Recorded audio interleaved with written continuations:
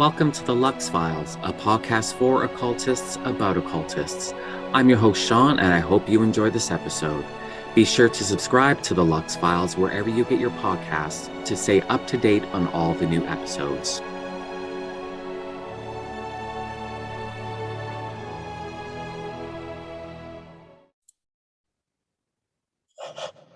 Okay, everyone, welcome to the Lux Files. Wiccan author Thorn Mooney. Hello, Thorn. Thank you for having me. Oh, thanks for coming on. I'm really happy that you agreed to come on. Thank you. How are you? Doing okay. I mean, work and summer and I don't know.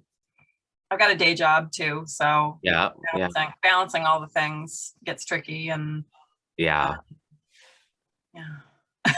But you're good though. Like just general life, everything's great. Yeah, general life. I mean, ask me from day to day. I don't know. How are you? Right? Like it's a global pandemic and things are open and like I'm glad I have a job. That's good. So I'm good, I guess. Yeah. No, that's good. I feel like I'm in this weird place, like where my province is slowly transitioning into more of an opening, and it feels weird. Like I don't know. Everything just feels off, you know? And for me, because I work from home, in a way, I kind of didn't really see the effects of, because I mean, at a couple of points, my province was completely shut down, like nothing's open except for pharmacies and grocery stores. And Walmart, because the CEO of Walmart told my premier on the phone, my premier is not great, that it would be too difficult for when they closed non-essential shopping. It would be too difficult for Walmart to manage. So my premier's like, okay, that's fine. We'll send everyone to Walmart and just pack in the stores. So it's just weird because I don't know, because I mean, I can go days without leaving my house anyways during the normal times, like especially when I'm really busy with orders. So I don't know, I just feel weird. I feel like everything's just weird right now because like half open this and half close. I don't know. I'm just tired. Tired. And then I had 77 boxes of wax show up this afternoon at my house. That's finally good, I mean, that's a good thing because I was literally out of all wax and I'm out of stock on like half of my beeswax candles, which has never happened before. But this is like the worst day of my business is when these wax orders arrive, because it's just like this was like only half a ton, but like sometimes I'll order a ton of wax and it's just lifting all the boxes up the stairs and down the stairs, and it's like, well, I love that when you say a ton, you mean a literal ton. A literal ton. I know. I've seen you on Twitter with your pictures of shipments, and I think they mean a literal ton. A literal ton. Yeah. No, it's pretty crazy. It's pretty crazy. Like one spare bedroom is literally just stacks of boxes of wax. And then I'm here. Well, everyone that listens to my podcast already knows, like I'm like in my ritual room right now, and it's looking a bit like a warehouse right now, just with all the stacks of boxes, because like come, you know, tomorrow I'm going to be just MIA for the next couple of weeks, because I'm just going to have to hammer out all of these candles because I have pending orders from distributors and no stock. So what a good problem to have, though. It really is. I mean, my business almost doubled last year during the pandemic, and so many people, you know, went the other direction. So yeah, I'm definitely fortunate. It's a good problem to have, to be out of stock because so many people want my candles, and to have so much wax show up at the same time. You know, life could be worse. Life could be worse, but it smells good in here. I will say that. So I'm sure it does. yeah, yeah. So enough about me, because as a amazing of a person that I am, and I'm endlessly fascinating, we're not here to talk about me. We're here to talk about you. So I'm going to start with you, where I start with all of my guests. And well, first of all, what are you drinking? I'm drinking a Moscow Mule, but I'm obviously drinking it in the wrong glassware. I've never heard of Moscow Mule. So they're very popular right now. They're super trendy, and part of it is because they're delicious, but they're also just really easy to make. It is it's lime juice with I like to add a little bit of simple syrup, so it's not like so like in your face sour, and then about a shot of vodka, and then ginger beer. Oh, Ginger beer is delicious. I use a mixer that's non-alcoholic. Some people will use the alcoholic variety, but if you enjoy like ginger snap cookies, yeah, it's like that. It's spicy, and the citrus, it's delicious. But they're traditionally consumed out of copper mugs. Okay. But I'm not that fancy, so this is and copper's expensive, so yes. Glass, yeah. And as for me, as you can see, I have a glass of clear liquid, which is clearly just straight 16 ounces of straight vodka. Yes, that's exactly what that is. Yeah, because I don't drink water. So yeah. So anyways, cheers. Cheers. So my first question for you is, well, I guess it's not so much of a question, it's more of a demand. So your first sort of experience, that's like that seminal, moment, or maybe string of experiences that kind of set you on your path, that led you to Wicca or whatnot. Were you Sure. like, was it something in childhood? What was it? It was a combination of things. I feel like most of us could probably tell you an origin story about how, like, as children, we were really into fairy tales or mythology or whatever. And that was no less true for me. But one of the things that really got me going was horror. I loved horror movies. I definitely watched them like way earlier and younger than I should have. Right.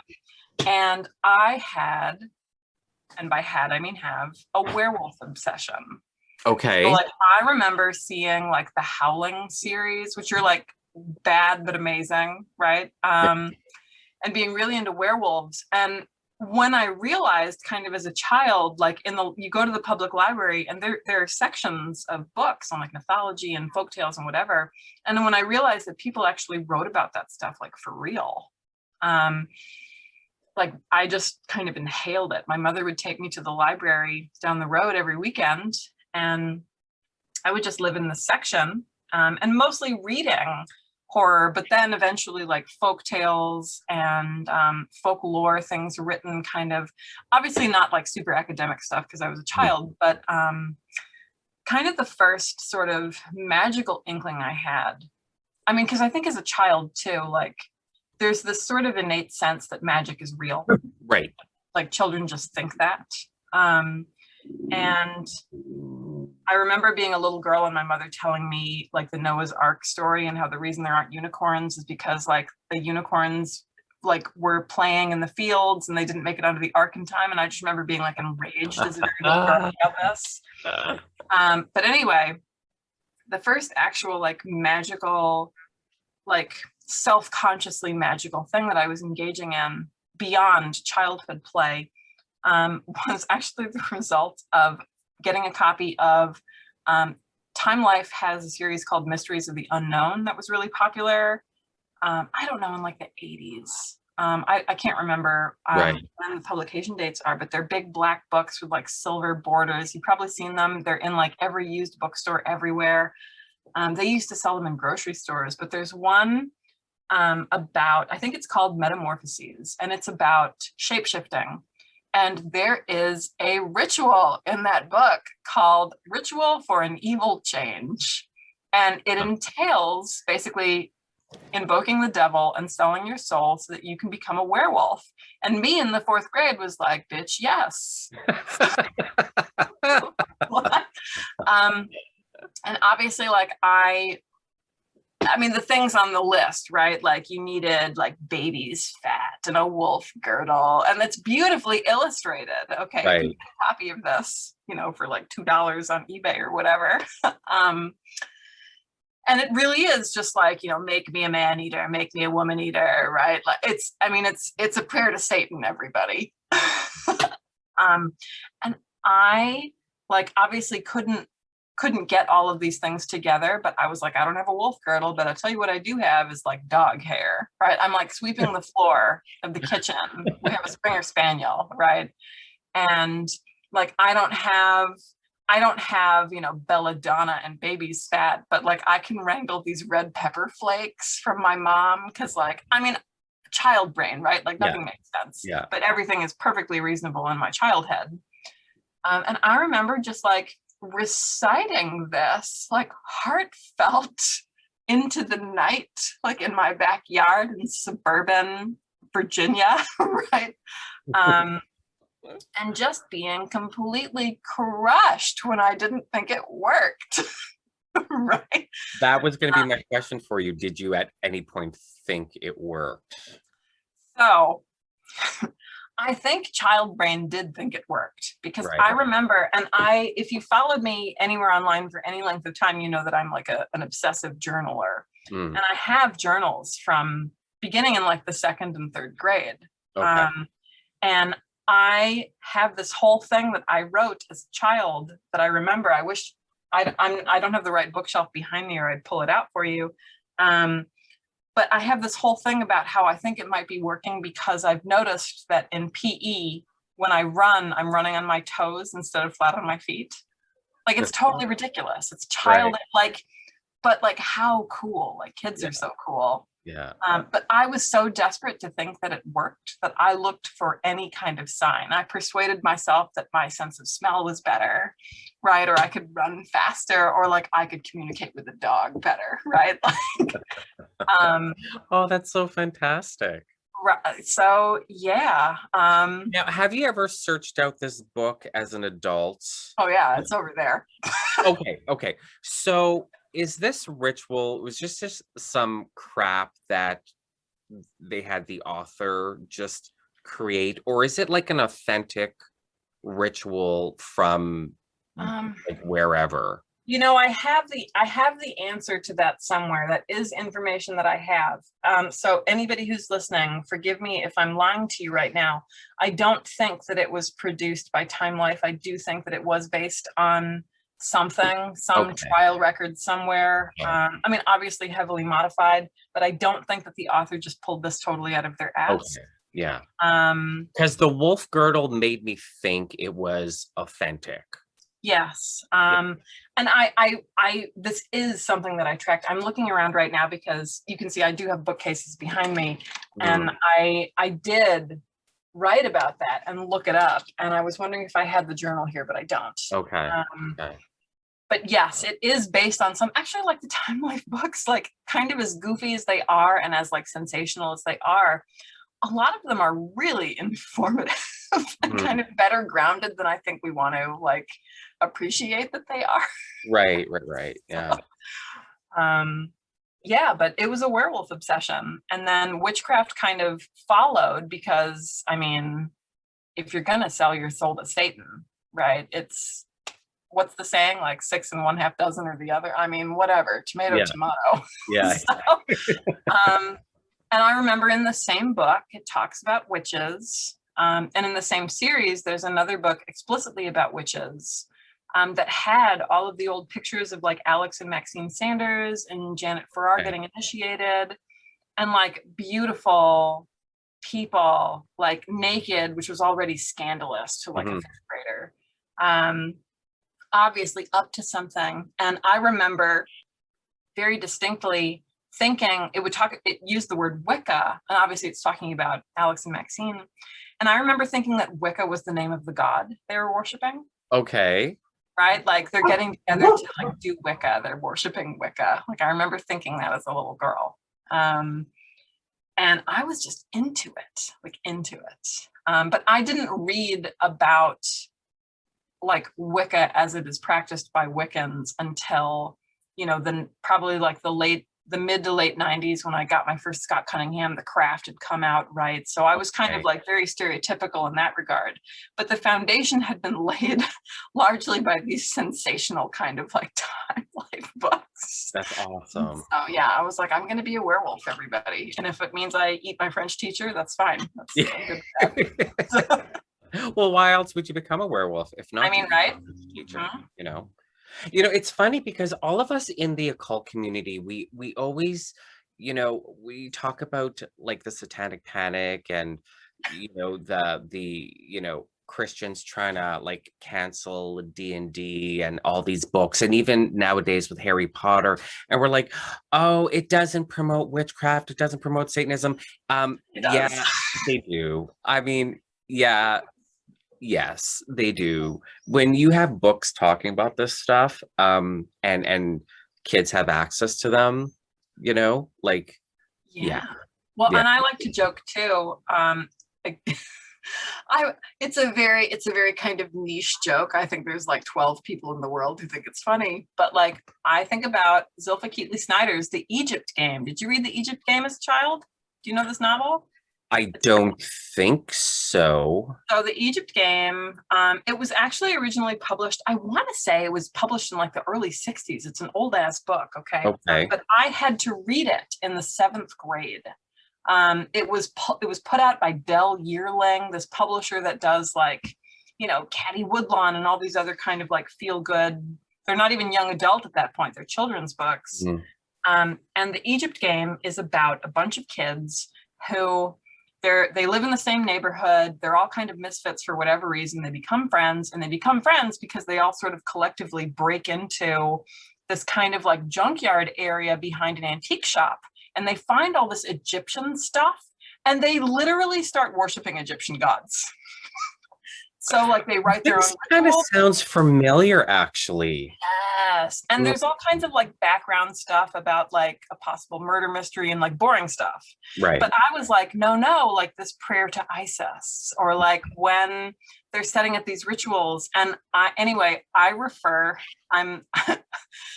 also involved in our local OTO body, and I refer to it as the Egypt Game. I tell my husband I'm going to go play the Egypt Game. Okay. Yeah. But like, yes, these books, when people are like, oh, Harry Potter doesn't teach people how to be witches. And I'm like, well, actually, I mean, I'm obviously it's not witchcraft the way like a Wiccan would recognize it. Yeah. But it absolutely gets children interested in witchcraft. Like, absolutely. hello. Yeah. It was a children's book in my public schools library, and it was set in ancient Egypt, and it was about a boy. And, you know, I can't remember the details of the book, but it created my fascination with ancient Egypt to the point where, like, I was just getting everything I could on ancient Egypt. And my parents started buying me books like Egyptian mythology, and then Greek mythology and Roman mythology. And I became obsessed with ancient Egypt. And I just took the fact that these gods existed for granted. Yes. You know, so when I discovered, you know, at the age of 14 that people nowadays actually worship them and work with them, it's like, oh, okay. And I was also just getting into D&D at this point, like a couple years earlier, starting reading some Dragonlance, actually it was. Oh yeah. And being jealous that all these people get to interact with gods and I don't. Same. And it's like, when, you know, I remember thinking like, why can't I interact with like these Egyptian gods the way the Egyptians did it and the way these characters in this book do it? And then I discover witchcraft at the age of 14. It's like, oh, I can. So yeah, books are bad. Burn all books. They are bad. We should burn them all. I mean, we might be able to burn Harry Potter for different reasons. Yeah. But yeah, like that pipeline is real, everybody. And I had the same experience. I remember, so 7th grade, I remember 7th grade so explicitly because we had social studies, and we did a unit about ancient Egypt with Mrs. Tenenbaum. Remember this? And we read the Egypt Game. And I went to this really progressive kind of like liberal school that was very interdisciplinary. So like art, social studies, English, everything would do the same unit at the same time. So it was like Egypt for like a solid couple of months. Okay. So like we got to paint papyrus in art class. We read the Egypt Game in literature, and then we studied ancient Egypt in social studies. And I remember Mrs. Tenenbaum, we each got to pick topics to do little reports on. And I was very, very jealous because another girl, it was like done out of a hat, and she got to write about the gods. I ended up having to write about, I think it was the harness, like the development of the horse harness or something that was terrible like that. Irrigation technique. Yes, like irrigation, something like that. And freaking this other girl who was like one of the school bullies got to write about the gods. And I remember being enraged about that first, and then sad because like people didn't worship them anymore, and how could that be? So yeah, and I read the Dragonlance books too. The same sort of feeling, like, why do I live in this world devoid of gods? And having that kind of weird emotional experience as a child. I think a lot of us have that experience. Yeah.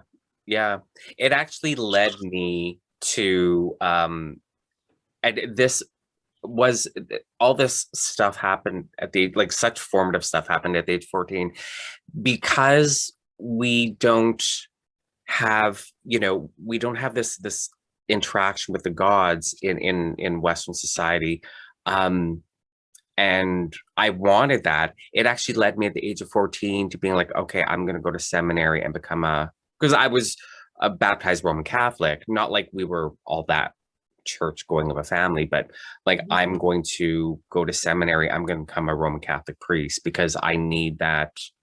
I guess I needed that spiritual, connection, and all I had access to was that one God at the time. And then, I discovered, witchcraft, which led me to Wicca, and thank goodness for that. Yeah, I remember it felt like such a relief to discover, and it was explicitly Wicca at the time.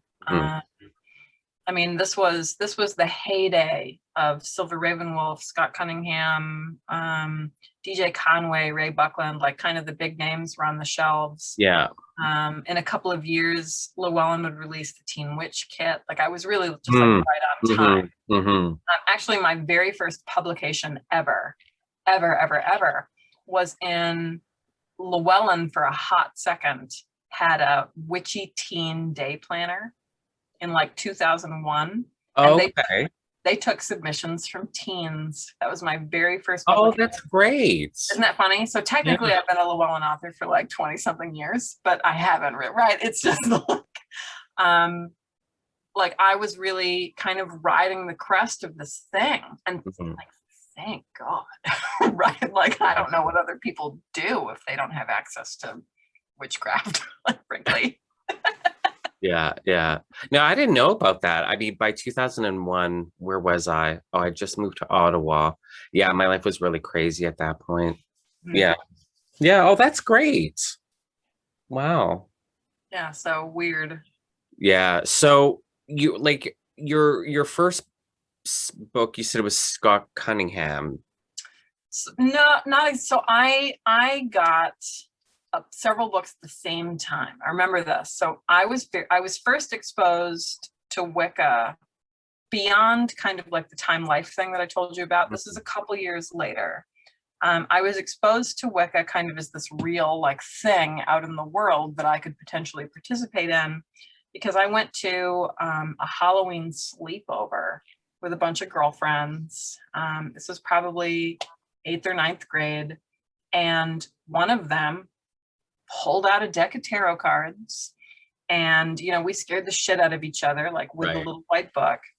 And then like, when that went over well, another girl, like the girl who was hosting us, she was like, well, if you're into that, I want to show you these books I just got. And she wandered back into her bedroom and she came out with Teen Witch, Okay. To Ride a Silver Broomstick, both by Silver Raven Wolf, and Scott Cunningham, Wicca, Guide to the Solitary Practitioner. And we kind of just forgot the party. And like me, her, and another girl just sat there and like read these books like all night. And very early on, I don't even remember which one of them wrote, like they all kind of say this. They emphasize like keeping your own magical notebooks and books of shadows. I happened to have a composition notebook from like school that day in a backpack. And I ended up copying by hand the first chunk of Wicca, Guide to the Solitary Practitioner by Cunningham, like in this composition book. Oh, baby's first piracy. I know, baby's first piracy, right? And I still have that notebook. It became like my witchy kind of book of shadows, Right. whatever. So I would go over to my friend's house and I would read kind of all three of these books at the same time. So I hesitate to say that any one of them was my first book. I usually point to Teen Witch because that's the one that I liked the most, that I can remember reading all the way through first. Right. And then going to like the Walden books at the mall when I finally had my own money. And those were the first three books that I bought. Okay. So I kind of think of them all as my first book. And that was around like you were like 13, 14, around there? Somewhere in there. Yeah, it would have been probably like 99. Okay. 98 or 99. I was about, I guess 13 or 14, something like that. Okay. We watched The Craft on VHS. Right. It was the first time I'd seen The Craft too. Now, for those of you that don't know what a VHS is. Too bad. Yeah. Well, so if that was 98, 99, and so that would mean you're like probably like 4 years younger than I am. So I'm 37. Okay, I'm 42. My math might be on. Yeah. Okay, yeah. Okay. So kind of similar. Yeah, well, the 90s. How old I was in 99. Yeah, I guess I was about 13 in 99, right? Aren't you 14? It's easy for me to remember high school because I was in the 9th grade in 99, and then I graduated in 2002. So my grade school years are chronological. So I was in the 7th grade in 97, 6th grade in 96, etc. So, yeah, I was 14. It was 1992. I was in 9th grade. So I was in the 2nd grade. Yeah. So, yeah, the 90s publishing was glorious. It was amazing. It really was. A lot of crap, but a lot of great stuff. Well, so did you know, because I did not, Llewellyn used to have, they had a series that they were publishing in like the 80s and very early 90s that was like magic and science. And they had UFO books. Mm-hmm. Like I've got a few of them that I found at used bookstores. But yes, like 90s publishing was kind of bad shit. Yeah. And I think it just sort of goes to show that like if you flood the market, you'll get good stuff. Oh yeah. You know, like we kind of need all of it, the good and the bad. Of course, like, absolutely. Let people wade through it. Yeah. Oh, absolutely. Yeah, do the work. I mean, that's not a popular opinion with, younger people nowadays, like do the work, but yeah, do the work. Llewellyn also used to do fiction. Yes. And there's one book that I mean, it's very light reading. I mean, it's not great American literature, but it's called The Ragbone Man by Charlotte Lawrence. And everyone who's listening, if you can find it on Abe Books or Amazon or whatever used, buy it. It's very 90s Wicca. I would love to see the same storyline rewritten in a more hardcore occult, thriller sort of way. Just because that's, my occult fiction. I like it to be a little bit edgier, but it is so good. It is such a fantastic book. Charlotte Lawrence, it was a trilogy and the first two were published and then they stopped doing fiction. So the third one wasn't published, but I contacted her a few years ago and I'm like, I need to read book 3. And so she's like, oh, okay, well, I have it online. Like I can give you the link so you can actually go there and read it. So I got to end up reading all 3 books. But the third one never got published. But the first one, out of the 3, the first one's the best, and it's called The Ragbone Man. And it is genuinely a really, really good book. Well, yeah, and I know people talk about kind of the occult publishing boom in the 90s, but I don't think everybody realizes that extended into fiction. And yeah, Llewellyn had a fiction line even until relatively recently. At the same time, I thought they got rid of their fiction ages ago. So that's what I thought too, and that's what I've been told.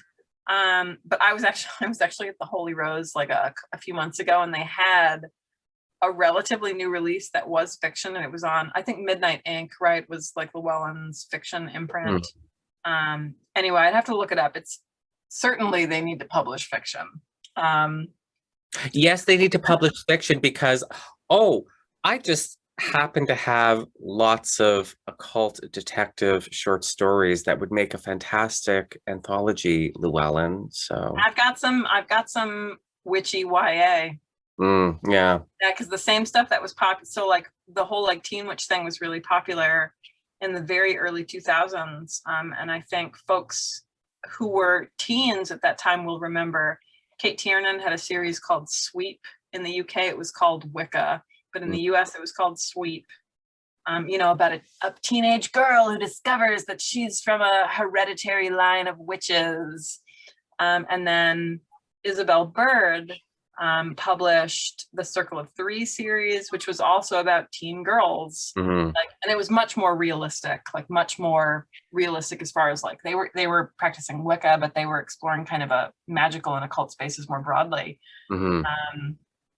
But that fiction was out there, and that was just as influential as reading Teen Witch. Oh, I bet. Absolutely. Yeah, I bet. Yeah. Because I think, the how-to books can make you curious and explore, but I think it's the fiction that allows you to dream. Yes, I think that's true too. And that's why we shouldn't shit on this idea that like, oh, well, you can't learn magic from Harry Potter. You can't learn witchcraft from Chilling Adventures of Sabrina or whatever the franchise is. People are like, oh, don't look to that. Yeah, look to that, because that's where it's dreaming, it's ideas, it's pretend. And I think people don't realize, like, if you're going through things like trial records, right, or like historical witchcraft, whatever, a lot of what you're doing is looking at the pop culture of that age. Yeah, like absolutely. Yeah, absolutely. Dismiss pop culture at your peril, my friends. I totally dismiss pop culture. I'll be the first to admit it. But I don't, I guess I shouldn't say dismiss pop culture, because I do recognize, its influence. But yeah, I deride it in my moments of we all do. Yeah, in my moments of superiority, which I have often, because I'm me. So, and I freely admit it, because I've met myself, so I know what I'm like. So that's fine. I know what. Yep. Yeah. And we all do. I think that kind of dismissive urge is there, because you were talking earlier about doing the work, and I think that there's this impulse. Those of us who feel like we've done the work, whatever that looks like, when we feel like other people aren't doing that, maybe it's because they're watching, Sabrina or Harry Potter or whatever. They're not reading the right books. They're not, like, it makes us mad, even though intellectually we understand what it's like to be in that space. Yeah. So I get it. We all do it. Yeah, of course. So when did you start? Like, so you had these first 3 books. Was it, all theory, or were you like, okay, yeah, no, I'm casting these circles, and like, was that fairly immediate? No, it wasn't. It's sort of strange, because I just told you that, like, I drape myself in dog hair. and like sprinkled red pepper in my backyard. Like there was something about me in like, you know, when I was like 9, 10, 11, that was like, yes, let's do the thing. But when I was reading these Wiccan books, I didn't jump right into it. I was very hesitant. And I remember doing my first ritual. And I remember it feeling Hey, like this. can we just pause for a moment? You were all in selling your soul to Satan to become a werewolf, and Wicca. Yeah. You're like, I don't know. Oh, singing to the moon. Oh, that seems. It makes no sense, right? But I figured it out because I thought about that later. Like, why was I so ready to like, I'm going to transform myself into a man-eating monster and I'm going to eat my French teacher, right?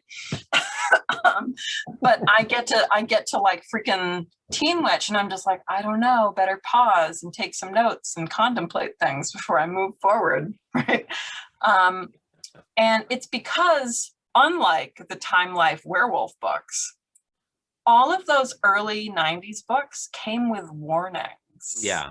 Every single one of them tells you to, you know, not dive into spell work, to look before you leap, blah, blah, blah. Like you really, and we tell each other that. You get on social media, on Instagram, and every motherfucker out there is like, you really want to wait and do your research. That's what we say. Do your research, do your research. We never encourage people to just jump in. Yeah. And I understand why we do that. I've done that in the past too. But we also scare the shit out of people. Yeah. And maybe that's what we mean to do. But it took me a long time to do things like casting my first circle, casting a spell, whatever. And it's because those books very explicitly tell you that like bad things will happen if you do it wrong. Mm-hmm. And that's what we tell each other on Twitter and whatever, like, you know, oh, you better be ready before you invoke Hecate because she's serious, right? Like we scare the shit out of each other. Yeah. And now that I'm older and I hope wiser, I don't know, in my experience, it's much more likely that nothing will happen. If you do the thing wrong, if the god doesn't want to talk to you, if your spell doesn't work, overwhelmingly, nothing will happen. Yeah. But we talk like beginners are gonna like have their eyeballs melted or something. Right. Yeah, absolutely. Absolutely. So now I no longer give that advice. I don't tell people, like I tell people like, hey, if you're exploring like an initiatory tradition, then maybe like hit the brakes until, I don't know, you're an initiate. Yeah. But when it comes to magic, witchcraft, the occult, yeah, do the bananas thing. Absolutely. Like, jump in, do the crazy pants thing. Yeah. Because like odds are it'll fail. And if it fails, you know what? At least you've kicked the door open. Absolutely. And if it doesn't fail, cool, look at you, you're a badass. Like if the gods threw a fit every time an insincere or unprepared person did a ritual, they wouldn't have time for anything else. Right. Like it's much easier for them to just ignore you than like smite your family. Yeah. And I think a lot of it is like people's weird Christian backgrounds telling them that like God's going to be mad. And my experience has been that they're never mad. They're too busy. Yeah. Like you said, you know, like if you're in an initiatory tradition, that's different because they're set up. I mean, they're set up, you know, to be gradual anyways, but they're set up to do certain things to, you know, to your whole being in a purposeful way. And you can certainly, you know, screw around with that to your detriment. But cracking open your first Wicca 101 book, do it. You're not gonna hurt yourself. You're it's not not gonna hurt yourself. You're really not. Do the work. Do the work. Even if it doesn't work, you're doing the work. You know, because every step is a step. And a ritual trying to have some sort of visual or some sort of communication with a Hecate, just because you don't see her or hear or whatever, doesn't mean she isn't listening, number one. But number two, even if it was a 100% failure, that's still a step in the right direction, because you're doing the work, you're making the attempt, and you're going to keep doing it. Oh yeah, it's much better to fail at something.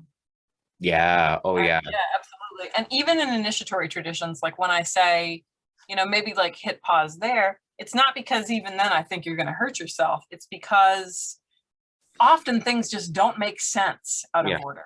They don't make sense if you haven't had X number of, you know, months or years or whatever doing X thing, or you don't have context for the thing. It's not that your eyeballs are going to melt and your husband's going to turn to a pillar of salt or something. It's that it just won't make sense, or it won't work, or it won't have the depth and the meaning that it would if you did it according to the protocol of whatever tradition it is. Yeah.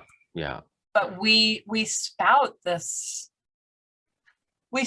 scary stuff at newbies. And I know why we do it. I've done it too, okay? But I think a lot of the time, part of it is resentment. We want other people to do things the way we've done it. We want people to suffer the way we've suffered. And we want to scare them a little bit because it's kind of fun. Yep. But I don't know, like, I think a lot of it comes out of this Christian impulse of like, well, God's going to be mad. Yeah. Yeah. You know, so many of us celebrate and are so proud and make a big production of escaping our Christian morality of, you know, our birth religions when we, you know, become pagan or whatever. And great. However, we live in a Christianized society here in the West. And one thing, especially being on social media, you learn really quickly is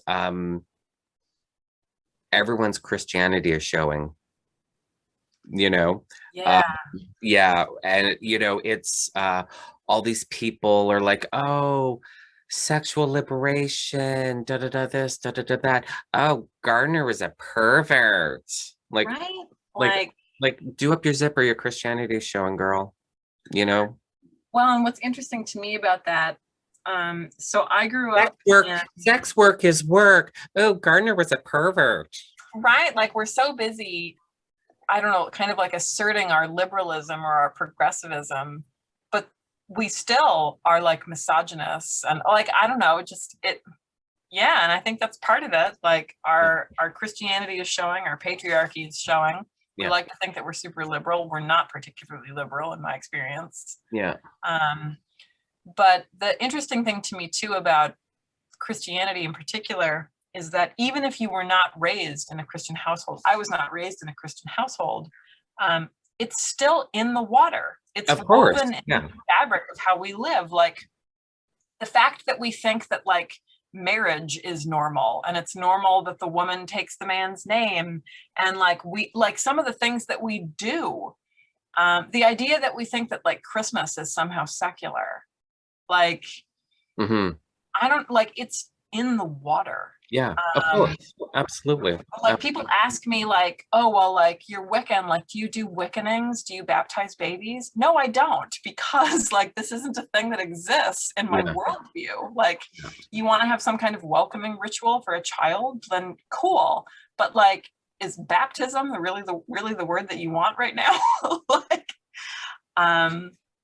even if we're not explicitly a part of those traditions.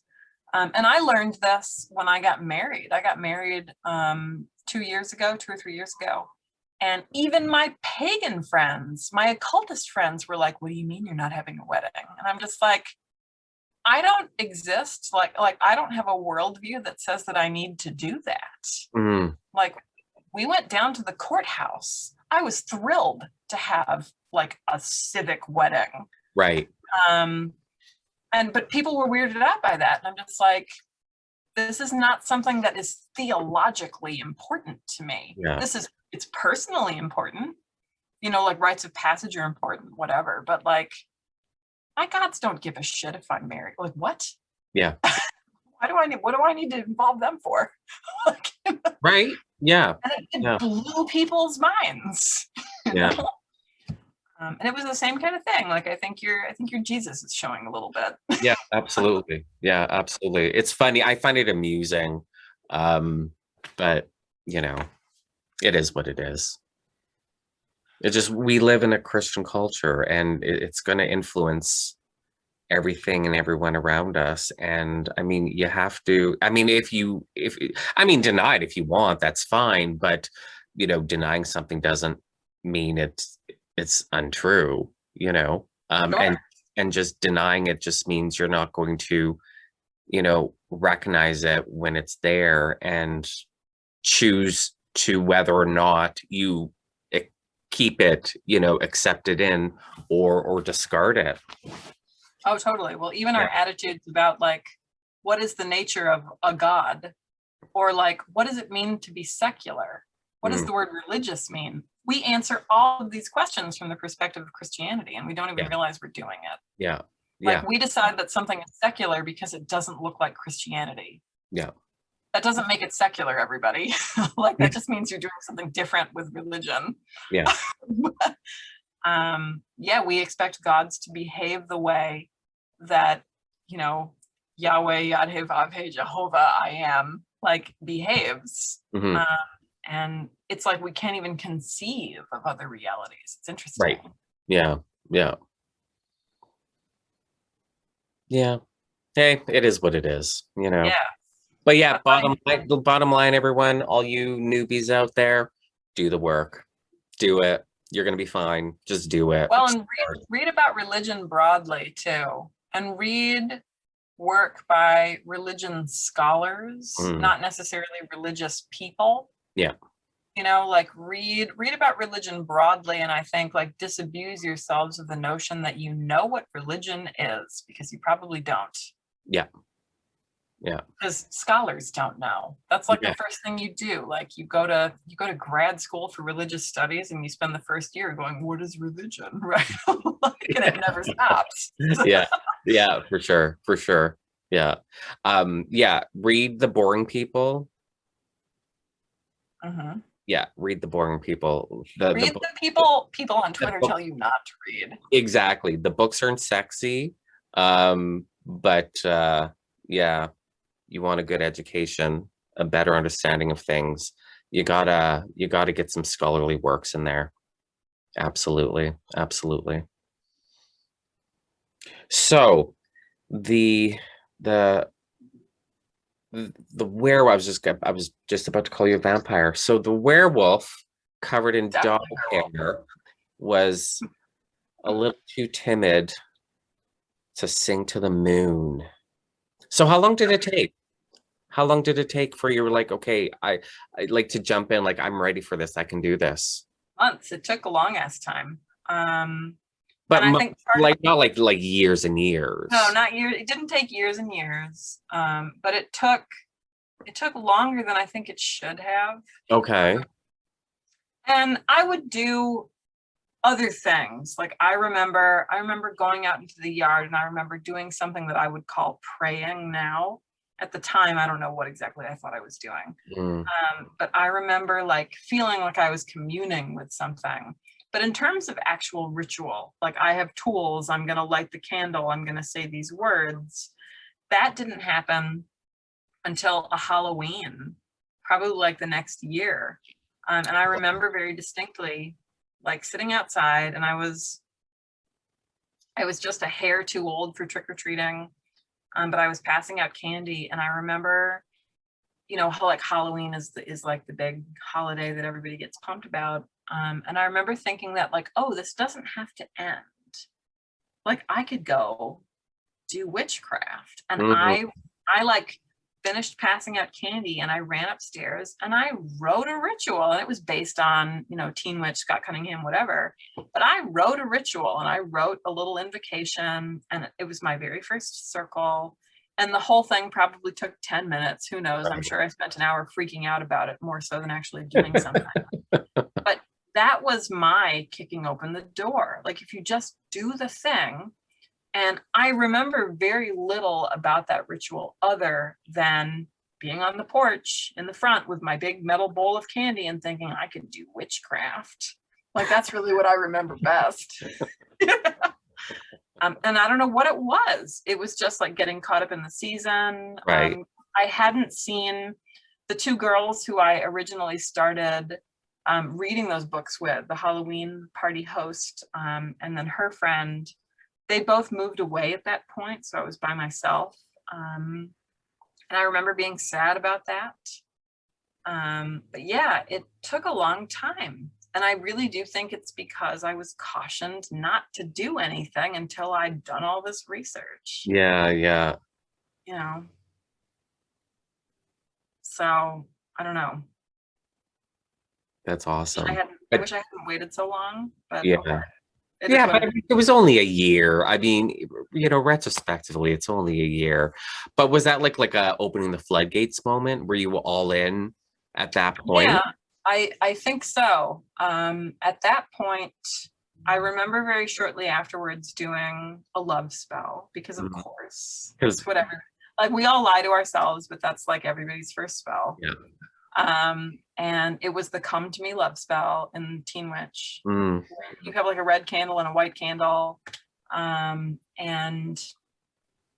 I made a point of doing something for each of the 8 Sabbats after that. And I would usually write something. I really wanted to kind of do my own thing. So I used, Silver Ravenwolf describes pretty thoroughly, like an altar setup and blessing, and then like casting a circle. But the middle part, the actual rite, I would write that myself. And a lot of that was influenced by fiction. I remember reading Circle of Three and the Sweet Books, and Silver Ravenwolf had a YA series too called Witches Night Out, Witches Chillers. And I remember, like, in one of the Sweet Books, like, one of the characters casts a circle by like strewing flower petals. So I remember making off with that. Like, I went outside, we had a cherry blossom tree in the yard and a dogwood tree, and using flower petals. And I don't know, like, it was fun experimenting. And yeah, it was very serious to me. Yeah.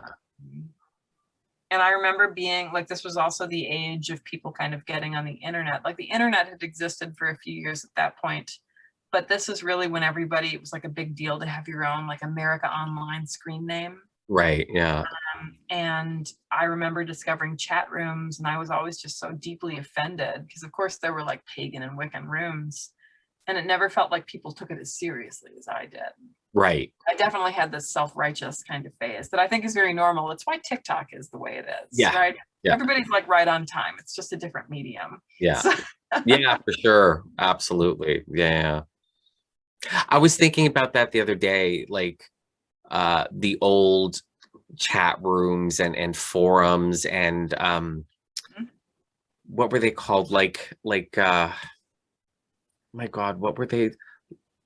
They weren't like forums or chat rooms, like list servers, I think. Yeah, like, well, email, like listserv emails. But I remember, like, we had forums. Yeah. So, like, there were websites. I remember there was one website, I want to say it was called like The Witch's Way or something like that. I remember it had really bad background music. I can even kind of remember the melody. And it was black, and there was a forum, and there were like different threads, and you could post about whatever. And I hung out on that. And then America Online had chat rooms. And then it was also a really big deal. Like, Witchfox was a thing. Yeah. And Witchfox had this whole section of essays, and they had teen essays too. And it felt like a really big deal to have an essay on Witchfox. Right.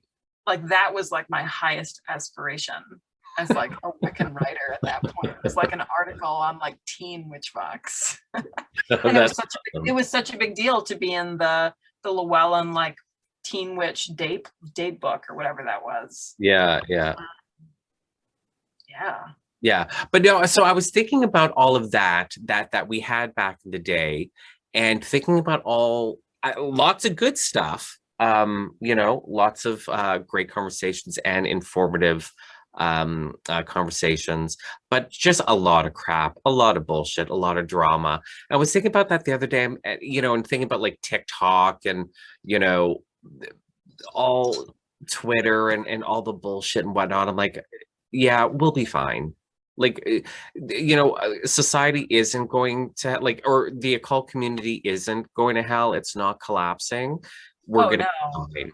It's just it's so much more in your face because it's so much more easily accessible than, you know, list servers and whatnot. But the bullshit was always there. Well, and like even the stuff we fight about is old. Yeah. Oh Right? yeah. Like, Oh yeah. like, you know, we have subtweeting now, right? Like so and so is involved with blah blah blah blah, this drama between these people. But we've been doing that forever. Yeah. Like Absolutely. so and so posted this thing on LiveJournal that's totally about this other thing, and blah blah blah blah. Like my AOL homepage, you know, like all of this stuff is old. Yeah. Yeah. And it's frankly just like not very interesting.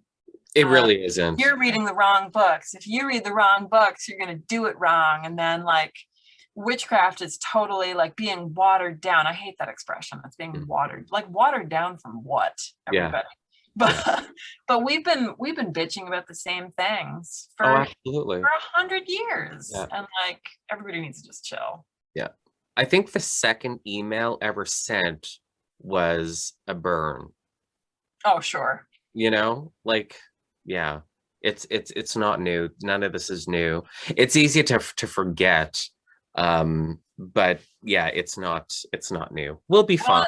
It's so much louder now too. Yeah. I think is really all it is. Like you were saying, it's louder. It's because it's more. It's, you know, it's so much more accessible. You know, but yeah, I mean, it is what it is. It is what it is. You know, I go on Twitter and, you know, post a few things and look at my new incense that I'm launching, and, you know.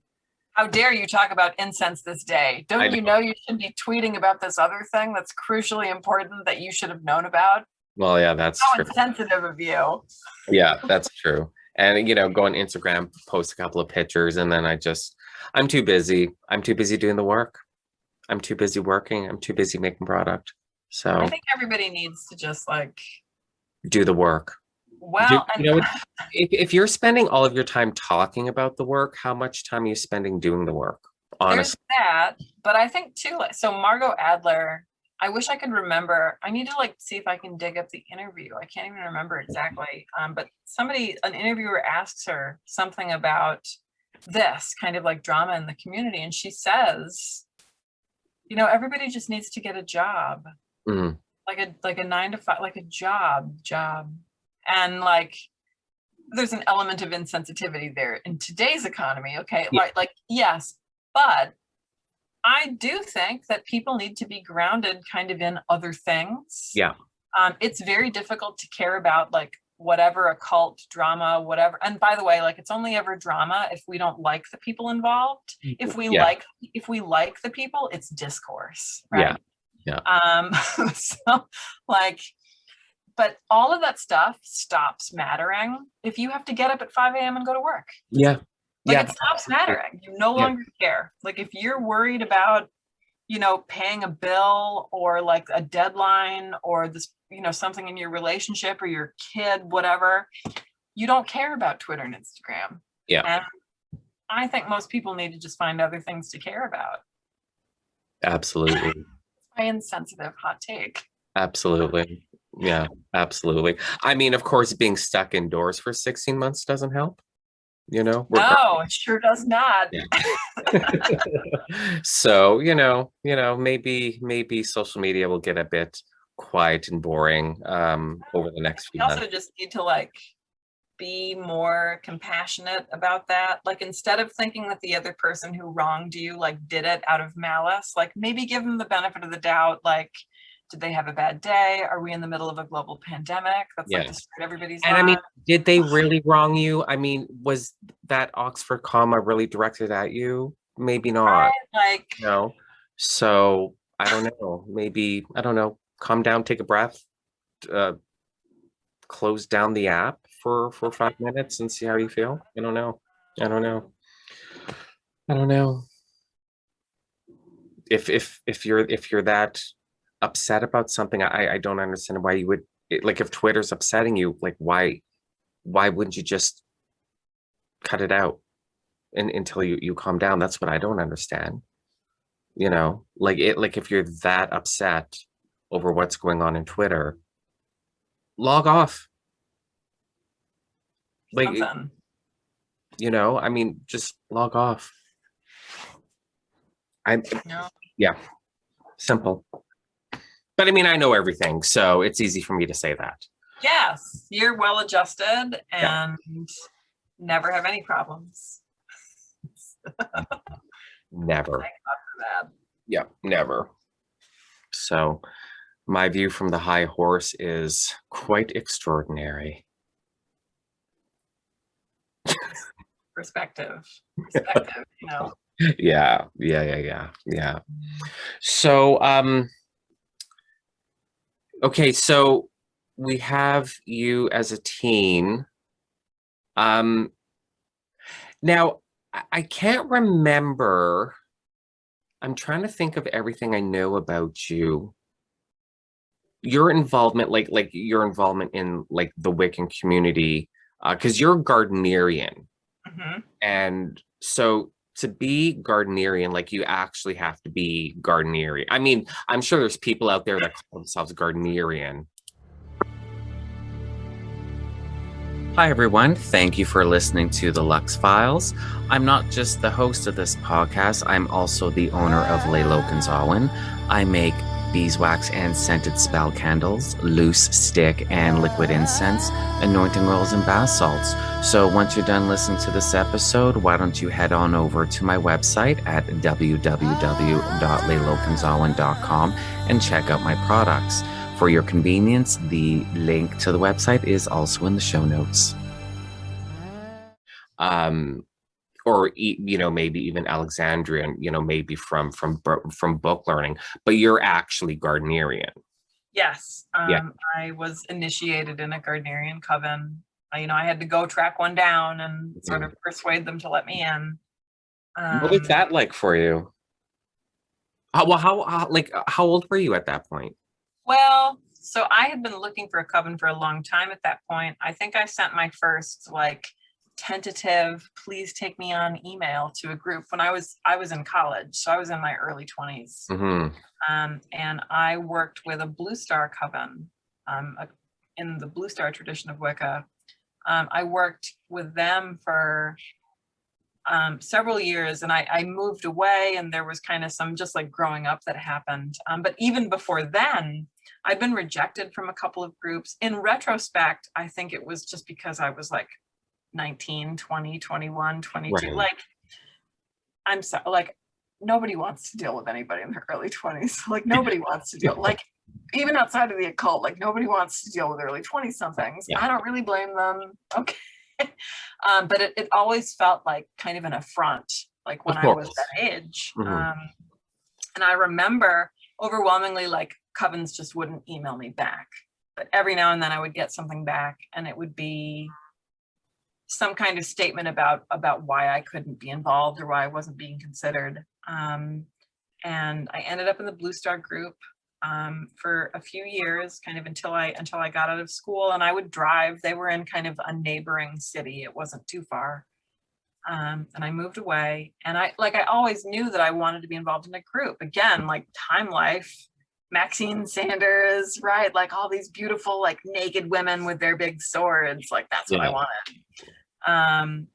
And I knew what Gardnerian Wicca was because like Silver Ravenwolf talks about Gardnerian Wicca and Teen Witch, like it wasn't a secret. And I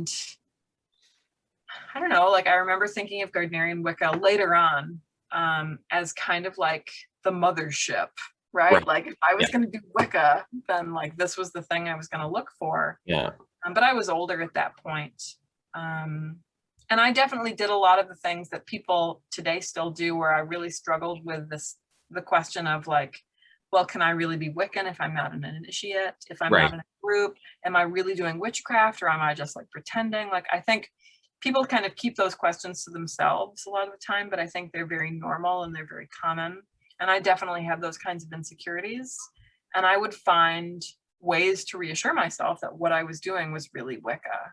And that's exactly what Llewellyn books in the 90s and early 2000s did, was they reassured you that you were really a witch. And I got involved, like after college, I ended up in this abusive relationship for several years, and I sort of like had to hit pause on everything. And when that finally came to an end, that was the kind of the tipping point where I was like, okay, like I'm going to find me some Gardnerians. And I really just like lucked out. There happened to be a group like in the state. It wasn't close, okay, but it was within the state. It was closer than I'd been driving previously to the Blue Star group. And anyway, they took me on. And you know, it wasn't easy in the initial stages, again, because I was still, and I don't mean to stereotype people, but even just like, I was a classroom teacher for several years and I worked with juniors and seniors, like even 17 and 18 and 19-year-olds, like they don't have adult brains. Right. Okay. And like, just like cognitively, like we're not done developing like until we're really in like our late 20s, like actually. And life is really hard when you're in your 20s, and I was kind of a mess. Anyway, like that was kind of the grounds on which I worked out some of those things. And I was in therapy at the same time. So it was not an easy process. I think I had it easier than a lot of people. It's not like I was having to like fly to another state or like cross the ocean to go to England or something. But yeah, it was its own type of ordeal. And I think that's also what people mean when they talk about doing the work, whatever that is, you know. Are you willing to pursue the thing if it's not easy? That you know, the challenge in so many ways, like the work is a challenge, but also even being able to do the work, like connecting with the group, that can be a challenge, and how dedicated you are is put to the test. And the challenge, you know, do you have to drive an hour or 2 hours one way once a month or twice a month? And you know, that's that challenge. You know, it's, I mean, but it's part of it. You know what I mean? The challenges that are put up in front of you, how do you confront them? How do you deal with them? That's part of it. You know, it's all a part of it. Yeah, and I think that there are some questions there that I think we just sort of have to ask about, like accessibility and ableism and classism. I mean, like I owned a car and had the means to be able to travel. Lots of folks don't. So I think even just appreciating that everybody's challenges look different. You know, like for me, it wasn't particularly challenging to have to drive. Like to me, the challenges came, I was dealing with a lot of like mental health issues at the time. Like negotiating coven work with therapy, with lots of like personal work that wasn't explicitly related to like the sexy parts of witchcraft. Right. Like that's where the challenging stuff for me was. So for everybody, it's different. And I think for all of us, there's that central question of who am I when I'm by myself? You know, I think that's one of the reasons why people seek out covens as adamantly as they do, is because there's something, like part of it is a drive, like there's something else out there. There's something I feel like I'm missing that I want. But I think a lot of it, just kind of in my own experience as a seeker and as a coven leader, is I'm insecure. I'm not sure if I'm a witch. Please confirm for me that I'm a witch. Right. That's a lot of it. Yeah. I would argue that that's most of it. Yeah. Yeah. And I was wrestling with that stuff too. And that's fine. You know, having that question in your mind is fine, because so much of what we're presented with is oh, so you want to be a witch or a magician or a whatever, well, there's this and this. And when you're like, oh, I don't fit into that list, now what? Right, now what? And do you have the kind of the courage and the wherewithal to go, no, I'm a witch anyway? Yeah, I have 100 books sitting on my shelf that says you can be a witch on your own, you can be a witch through book learning, but it's still in my head, that list. Oh, so you want to be a witch? You need da da da da da da. And it's like, oh, I don't have any of that. So, you know, then the questions pop up and the insecurities and the self-doubt, and, you know, because I think as humans, that's, you know, almost more, yeah, that, you know, that's like a default position as opposed to, you know, a rare feeling or a rare experience, you know. So it's okay to feel that way. It's okay to look to other people in whatever it is. And I mean, this is for anything in life, but it's, you know, an artist, a writer, whatever, to look to your peers and say, and try to get that validation. That's okay.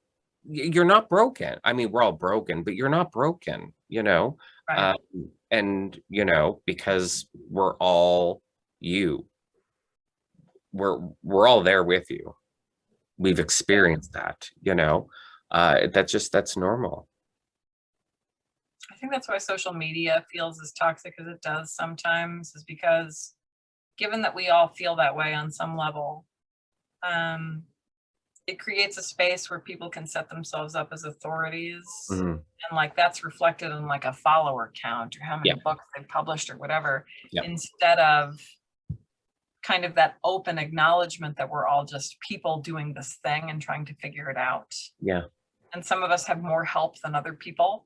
And I don't know, I think because so many of us, I mean, I would argue all of us are looking for that kind of that validation through community. It makes for easy prey, I think, for people who would take advantage of that, or who have products to sell, or who are more likely insecure themselves and get their own validation through having that affirmation by, you know, followers or peons or whatever. Yeah, absolutely. And, you know, there's the rub, because it's okay to feel that way. It's okay to look to your peers for validation. Like, that's normal.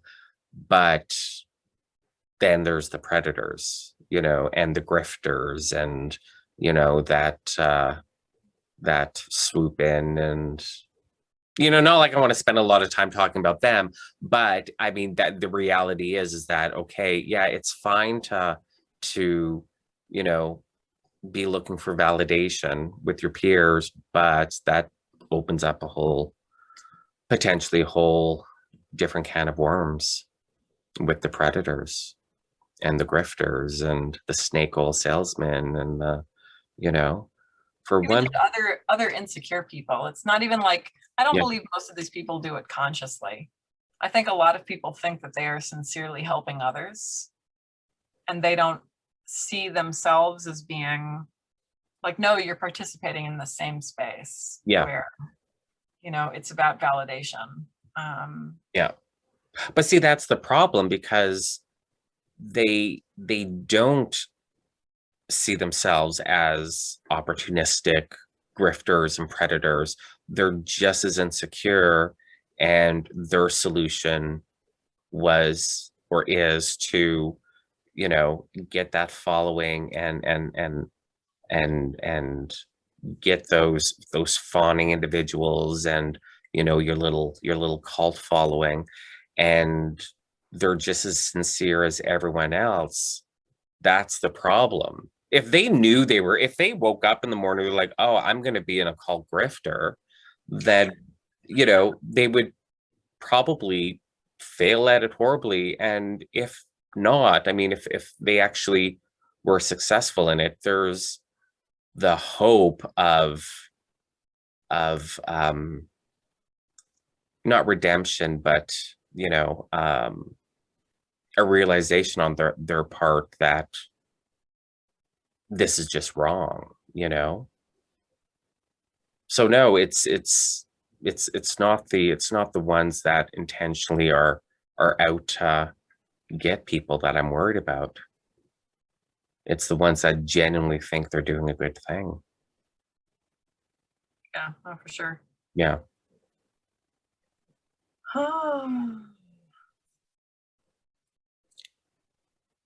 And I think, well, like I said, I don't want to talk about these people at great length, and I was just going to bring up another point about them. But I mean, because coven work, group work, and this isn't coming.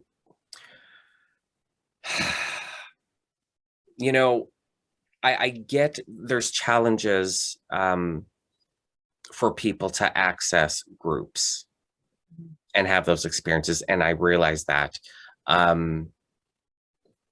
It doesn't invalidate the opinion that having access to a group, doing that group work is really beneficial, because it is. Yeah.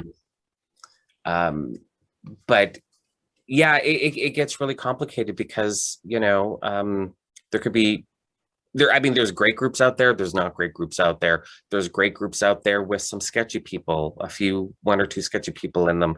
It's just, yeah, it's a whole, and that's with a lot of these covens, like you're saying, like we're turning you down, that's probably a good thing, like I think so. Yeah, an 18-year-old, 19-year-old, joining their first coven, that could be pretty scary. Because do we have the tools as an 18-year-old and 19-year-old to really vet people? And we don't. I did not. Yeah. I wouldn't want to speak for everybody, but I definitely did not. And I mean, I think too, and this is like, I don't know if this is also a hot take. I don't think it is. But the amount of time that somebody spends as a solitary fumbling around trying to do the best they can, not sure if they're doing it right, is such an important experience. Yes. Like the people who I've worked with in a coven environment, who are the strongest, who are the most confident and thoughtful, are people who spent sometimes whole decades as an eclectic whatever, right, just trying to figure shit out. Oftentimes it's people who haven't had those kinds of like DIY kind of experiences that struggle the most in some ways. Not necessarily in the coven itself, but after the fact. Right. Like if you've left, or if you've decided it wasn't for you, or you hived off, or whatever it was that you did, that now you find yourself in a space by yourself without your coven. Who are you without your coven? And I think that somebody who has had years and years of figuring that kind of shit out, they are more prepared for that experience than someone who's only been in groups and only been taught and tutored. Yeah, I mean, I think that's an experience that we kind of shit on sometimes. You know, we use the word eclectic like it's a bad word, and it just is not. Yeah. and the reality is that most people in, like, the vast majority of people in the occult community are solo and putting things together the best that they can. That's the occult community realistically, not big orders and a web work of connected covens. It's just, that's not the reality. The reality is that the overwhelming majority of people, and in that group of people, I would say that probably the overwhelming majority have been solo from their first circle casting to their last circle casting, Mhm. you know? And is it just the nature of the occult, or is it because as big as the occult has gotten, it's still not that big? I don't know. You know, I'm sure it's all of those things. yeah, I'm sure it's a mixture of both to a certain degree. Are you in the same coven that you joined, or have you hived off? You I still have, hived off. I okay. hived and I run my own group now. So it's still like part of that. We're I in the can't. same tradition. Yeah. I can see. I can't find my words today. Um, lineage. That's What what I'm you looking want. for. Yeah. Yeah. So you hived off. How is there any interaction between covens? You know, There can be. It's kind of up to the individuals involved. I meant like specific. I didn't really mean like Oh, just me, like theory, specifically. but like with your covenant and your tradition, and you know Not that. really. Oh, People, individual people might have personal relationships with, like I still have personal relationships with my own high priest and high priestess. mm, And my working partner is somebody who hived with me from that group. okay. And then like between our coven and then like our parent coven, and then we've got other covens formed by people who are from the same, right? Like individuals might have personal relationships, but in terms of like our larger interactions, Foxfire is very isolated. And I've kind of done that consciously, largely because like I'm super duper introverted. Mm, But I recently had another priestess hive off from my group, and like she might make different choices about her group. So it's really up to the folks involved. My preference is usually to kind of keep to myself. okay. But that's not something that I would hold other people to necessarily. And I know that there are groups, you know, within kind of our immediate sort of lineage where they do have interactions. But Foxfire largely doesn't. Okay. It's a lot of people. I'm not so good at managing just like 5 people. You know what I mean? Yeah. Like doing things for lots of groups, especially you know, working full time and, you know, having a family and running a household. And it's a line that I think everybody has to walk, and it's easier for some people than others. Yeah. I find it very difficult. Mm, So depends. But yeah, my focus, I think, as a priestess has been more about integrating the craft into my personal life, into my day-to-day. You know, if everything is like coven fun times, I don't know, sometimes I think that can kind of like distract from this other piece of work that I want to do. right. Absolutely. Yeah, but that's just me. Mm-hmm. So no Grand Sabbath on Smoky Mountain. I don't know. I'm trying to think of a mountain, but I think I don't know where Smoky Mountain is.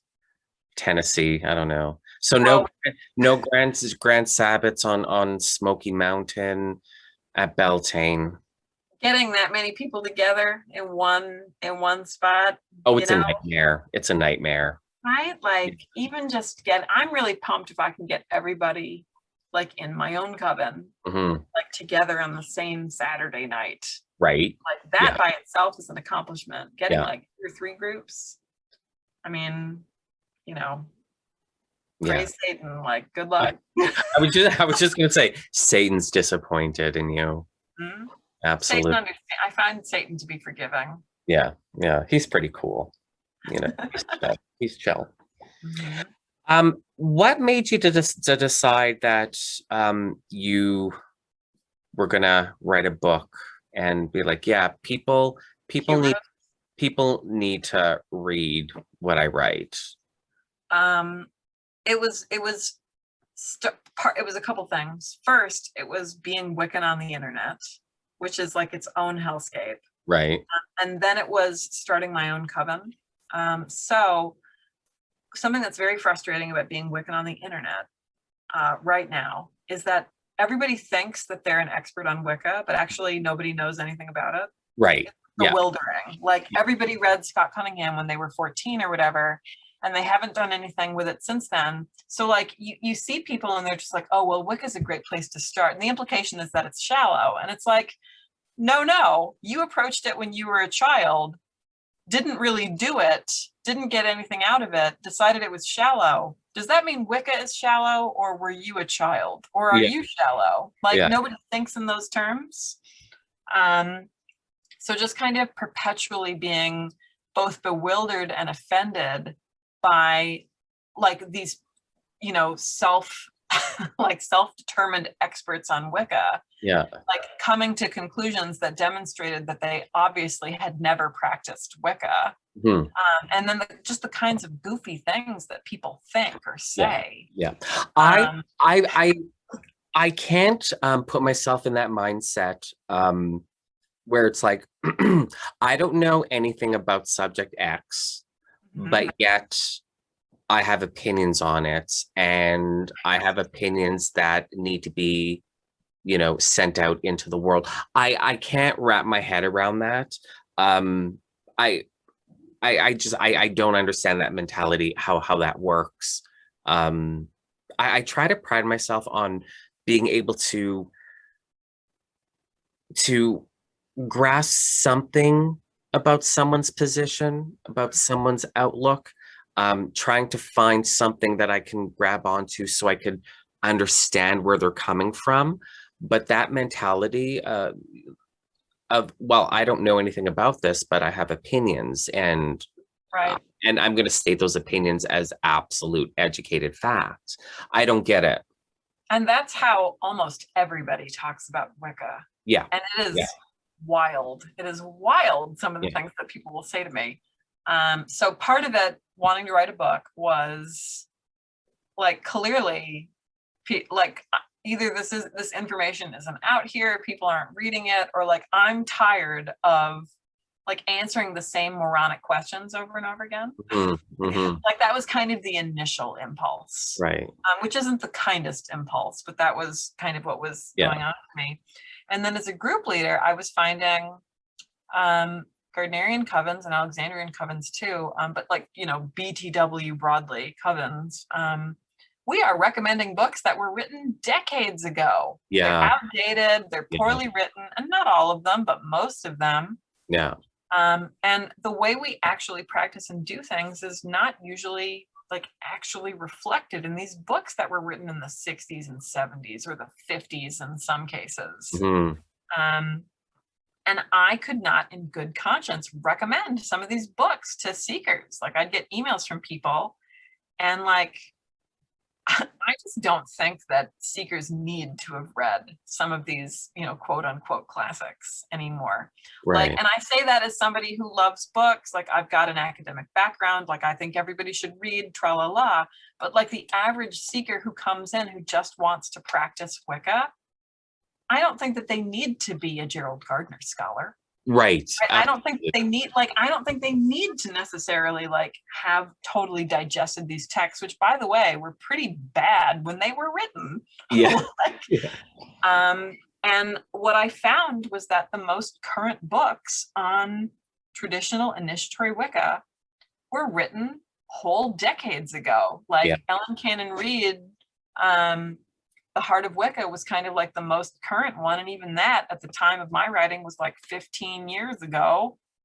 So I wanted to write something that reflected how people were actually practicing and doing things now. Because like if you're approaching one of these initiatory groups and all you've had to read is like The Witch's Bible or Meaning of Witchcraft or whatever, then like you're in for some surprises, everybody. Right? If for no other reason than like none of those books tell you how to like write an email and actually like find a group and what to expect when you're interviewing with one. Like I wanted something that was really, really practical because it didn't exist. It didn't exist. And I wanted to spare myself having to answer the same types of emails as a new coven leader. Right. Like now I can go, here you go, read a book. like, so part of it was just me being lazy. Yeah. Wanting to like clean up my inbox and like do other group leaders a solid. Like, I here like you go. I like how you're like, oh, I decided to write a book, because I'm lazy. Like, Like, didn't want to write. I didn't want to respond to emails. It's Yeah. so much easier to just send somebody an Amazon link right. than it is to like, send them some kind of questionnaire or something. Yeah. I mean, now, 99% of them are going to be like, oh, she's just trying to hawk her book. But I mean, the answers are in there, so you might as well spend a couple of bucks and get the answers that you want. right, well, and then some. Yeah, and like, I want my books to sell, okay? Yeah. But a lot of that is so that Llewellyn or whoever thinks that I'm worthwhile enough to keep allowing to write books. It's not because I make any money. Yeah. Like, I work a 9-to-5 corporate, boring, soul-sucking job, like most of it. Like, I don't like my job either, everybody. But like, you do it because if I don't, like, they turn the power off. Yeah.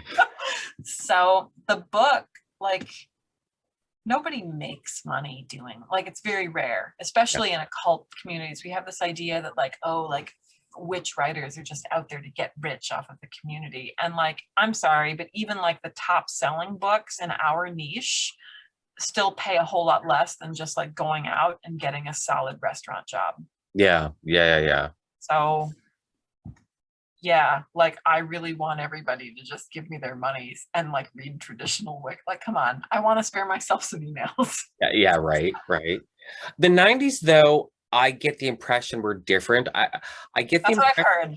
Yeah, I get the impression that the 90s you could actually make a living writing, like, I've heard that too. Yeah, and just because I don't ever, but again, too, this was before social media, so you didn't have so much insight into the authors' lives.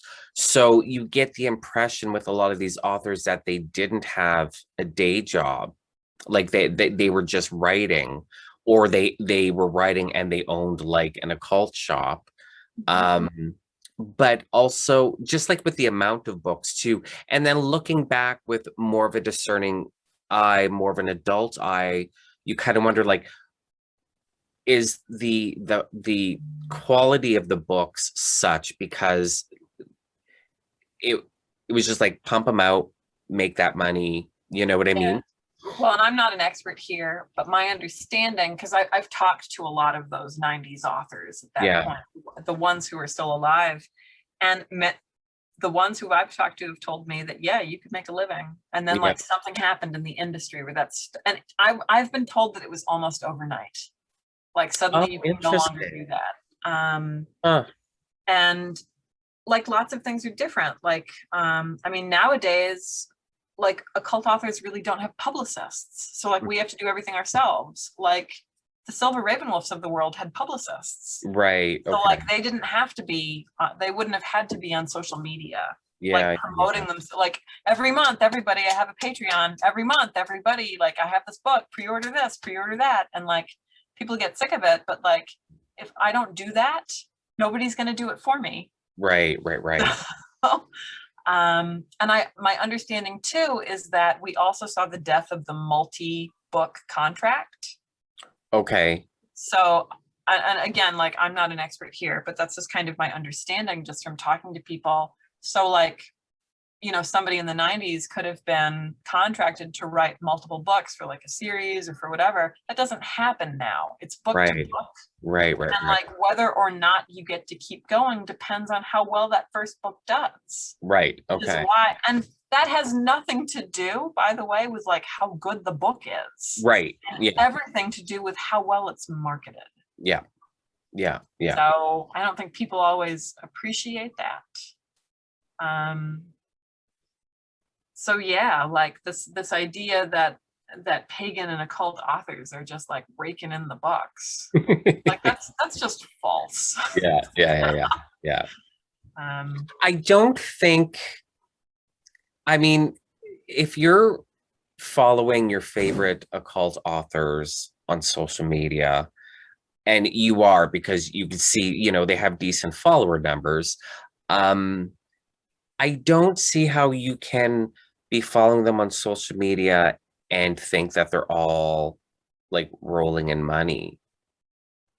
Because, well, first of all of them are like, yeah, no, that's just not a reality. Like they're open about that. But, you know, like I said, like this isn't the 90s. You know, we have this social media where we have so much more insight into their personal lives. And like you talk about your 9 to 5. Mhm. So obviously you're not living off of your book proceeds because you openly talk about your 9 to 5 job, you know, and I don't honestly see how anyone can legitimately follow their favorite occult authors and think that you guys are all living in a 1 block radius in Beverly Hills. I think it's so. I told you I was a high school teacher, and Mhm. it was always interesting talking to kids about like careers and what they were going to do. I worked in a Title I environment where like most of the students didn't go on to college, so they did other things, and overwhelmingly, kids wanted to be YouTubers. Like Mhm. that was like the number one thing that my kids told me all the time. Well, it doesn't matter if I fail English because I'm going to be a YouTuber. I don't need to go to college because I'm going to be a YouTuber. And I would have really frank conversations with them where I'd be like, hey guys, like, let me tell you about YouTube.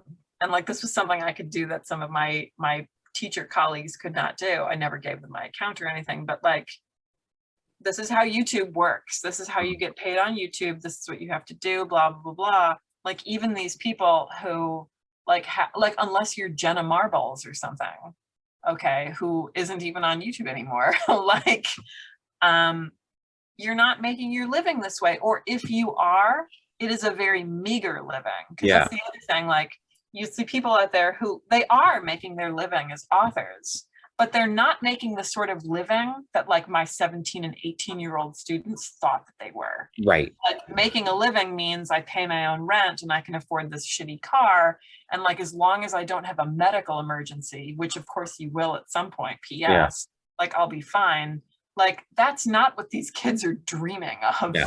They're dreaming of like the block radius in like Malibu or whatever. Yeah. But I mean, all they hear about are the YouTubers that are making millions of dollars. They're not hearing about the YouTubers that literally said at the age of 18 to their teachers, yeah, no, I don't care about high school and I'm not going to college because I'm going to be on YouTube. And they're there on YouTube, barely scraping by. They don't make the news. Right. And I think it's the same way with authors. Like we see Neil Gaiman or something and we think that like all authors are like, I don't know. Yeah. And I think a lot of people have that they do kind of have that 90s model. And I'm not saying that any of those 90s authors are rich either. They're not. Okay. Like there aren't any like Wiccan author millionaires who are like, you know, like even the people who we would think about like big names, like who are the big names from, like I think about Christopher Penczak, I think about Raven Grimassi, I think about Silver Ravenwolf, Ray Buckland, like even all of those people who are still with us have other gigs. Like they do other stuff. They run shops, they tour, they speak, they make products, they have other jobs, right? They have partners who contribute to income, like they have other things. So this idea that folks are just like sitting at home with their mojitos or whatever, like raking in royalty checks. I mean, like that's just like some MTV shit. I don't know where we get that. Yeah. Wishful thinking, maybe. Or maybe it's a justification for downloading that PDF. Maybe. Yeah. I don't know. So yeah, like that was, I think my impulse to write books was an answer to a lot of that stuff. Just, it was pragmatic. And I also like, I wanted to be an author. Like I always wanted to be an author. I've always been a writer. Well, writing is obviously in your blood because you started journaling at such a young age and you've done it your entire life. So that impulse to write was there. Yes. Yeah. I mean, that's just always been true for me. I mean, I thought I would write fiction or something. Like, I didn't think I would be a pagan author. Right. Right. But like, I knew I was going to write, and like, I'm working on some fiction now, and like, I write. I'm a songwriter. Like, I'm a guitar player. Like, I've always been a writer. Yeah. It's just like pagan books. First of all, like, and I don't mean this the way it's going to sound. Mm-hmm. It's a lot easier to write and publish a pagan book than it is like other genres. Like, it just is. So like Llewellyn and Weiser, and I mean this affectionately, obviously, I love my publisher, but like, you don't have to have an agent. Yeah. Like, you can go to llewellyn.com and like, there are the instructions for how to submit a manuscript. Yeah. And like, that's all I did, everybody. And like, obviously you have to be able to write, but like, you don't have to be Neil Gaiman. Like, you don't have, like, you just have to or I guess in this case, like, you don't have to be like, Aleister Crowley with all that, complexity and, yeah. I mean, most authors only write one book. Most authors, that one book doesn't sell very well. Mm-hmm. Most authors, that book only has one, maybe two print. And like, I work for a publishing house now, like in a different genre. So like, I can tell you these things, like, overwhelmingly, like, authors only write one book and it doesn't do very well. Like, that's just true. Yeah. So like, on the one hand, it's great because really anybody can write a book. And even if you don't go with a traditional publisher, like, the opportunity for self-publishing now is just so out there and easy. And not to say that it's easy, okay, but it's easier than it's ever been. Yeah. And I think if you have kind of like the chutzpah and the hubris and the wherewithal, like, you can write a book. And that's great for all of us, because it means there are more voices out there. Yeah.